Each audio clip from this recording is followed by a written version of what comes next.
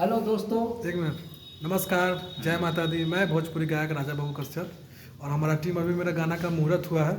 देख लीजिए मेरे टीम के मेंबर है। हमारे एल्बम के director and producer and actor and writer model Manisha ji और हमारे choreographer hero dancer Chandan Bihari ji, cameraman DOP and editor. तो देखिए दुल्हन सर बोलिए। मैं संजीव सकूल आप लोगों का नमस्कार करता हूं। हेलो दोस्तों।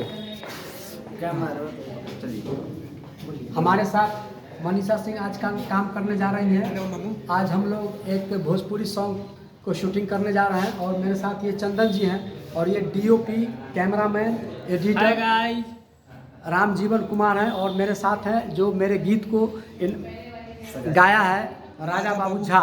मैंने इस गीत को लिखा है और गाया है राजा बाबू झा।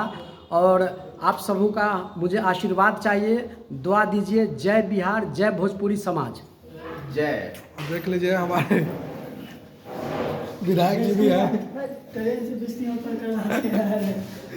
देख लीजिए हम लोग टीम है। मुहूर्त हो गया, सामने कैमरा है, मुहूर्त हो गया और हम लोग का शूट होगा। बेडरूम का है, बेडरूम से चालू होगा गाना। आउटडोर इंडोर का है। फिर हम लोग मिलते हैं नेक्स्ट एपिसोड में। बाय।